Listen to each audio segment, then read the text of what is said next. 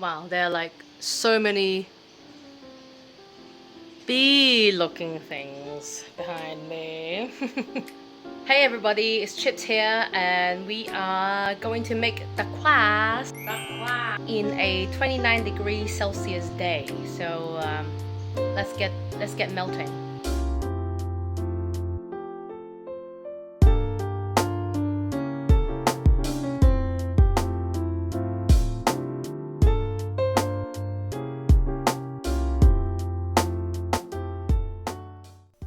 Alright, first let's look at our ingredients and we'll start off with the almond drama.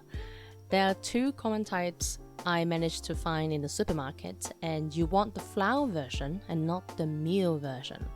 The flour version is well, not finer than the other one, but the flour version usually doesn't include the skin, so that's what you want to look for. This is the caster sugar, it's just in a jar. An egg, lovely. Some icing sugar. Mine's a bit old, so I kind of had to massage it. And then a pinch of salt. And the unsalted butter. Here it is. I had to point it out. The vanilla paste I chose to have the flavor for the buttercream. And a little bit of powder. Like 20 mils is not a lot.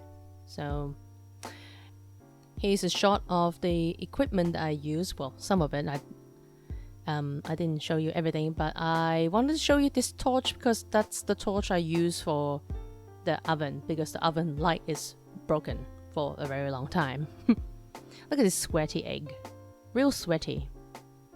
Let's measure out the icing sugar. I think I needed 10 grams. 10 grams? 7, 8, 9? Damn it.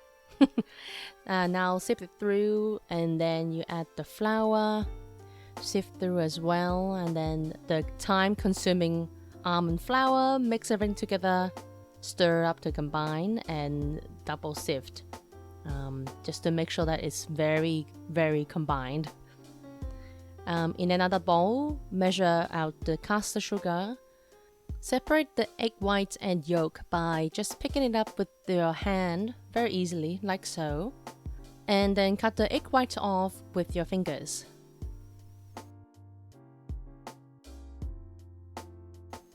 A pinch of salt and start whisking the egg white at low speed. Once it gets to this stage, probably like 10 or 15 seconds or so, get your beater and your bowl to cosplay a stand mixer. Start gradually adding the caster sugar and whisk it until it forms steep peaks like so. Quick tip, if you want the mixture to get off the beater, just have to have it on medium to low speed and hover whisk over the mixture and it should fly off safely. Next, carefully add the almond flour mixture into the meringue.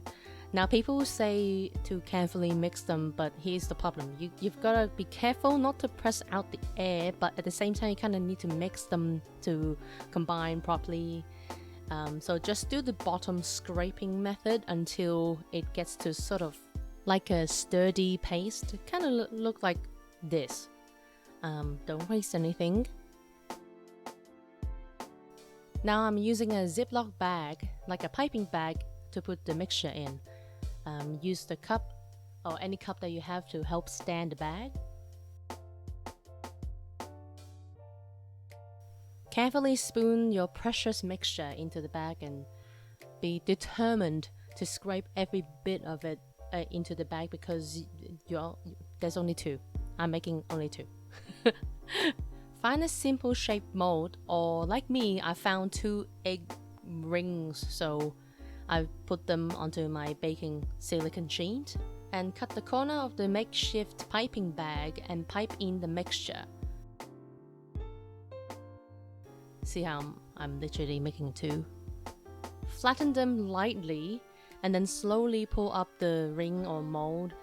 Then dust 2 layers of icing sugar on top, one after the first have been dissolved in. By dissolve, I mean they disappear, and when they have disappeared, you dust again, Now put your sad 2 Dacqoise circles into the oven and let them bake for about... This setting on my oven means 180 degrees, so you know, you do you. So let's set the timer for 10 minutes. And remember to leave them in the oven for another 5 after you turn the oven off. Now onto the buttercream. Whisk the egg yolk saved from before to a shade or 2 lighter in color. Then into a saucepan, put together 45 grams of caster sugar and 20 ml of water and bring that up to a boil from a medium to low heat.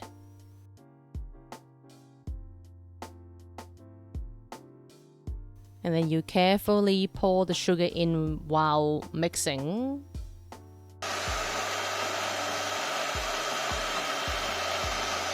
Next, you'll be adding in the room temperature butter, if it leaves the bowl, and then whisk them in like about 2 to 3 batches, just mix to combine. Then add your flavoring. I've picked the vanilla paste just to keep it simple. Mix it into briefly and it should look kind of like this. Alright, now the Dacquoise are out of the oven and I've let them cool down to a touchable temperature before. Oh, I've just discovered the zooming in option in video recording.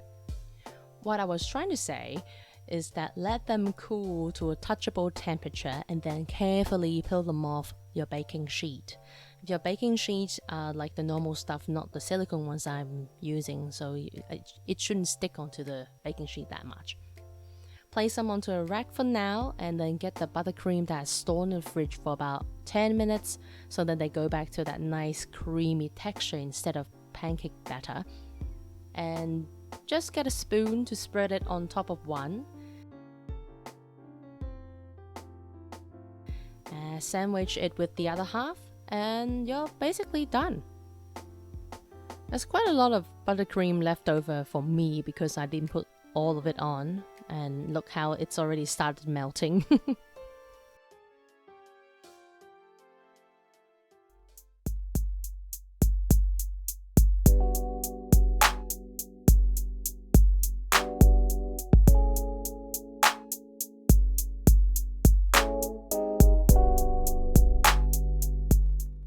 And we did it. We made 1 serving of Dacquoise. The recipe that I follow, which you can find in the description below in one of the channels, she was able to make 3 servings or something. Then make them too big. It's sitting in the fridge at the moment because as soon as I took out the buttercream, it started melting again. So I was like, okay, I put it into a plastic bag and just put it in the fridge to solidify again. Alright, quick cut on the video. I recorded something but I wanted to change up, so here I am on a different timeline. I was going to say that if you have something that you want me to try and make, let me know in the comments below and I'll check all of them. I'm one of those people that when I get a message about, oh, someone commented on, I will immediately go and check it out. So like, subscribe, blah blah blah, and yeah, I'll see you in the next video. Bye.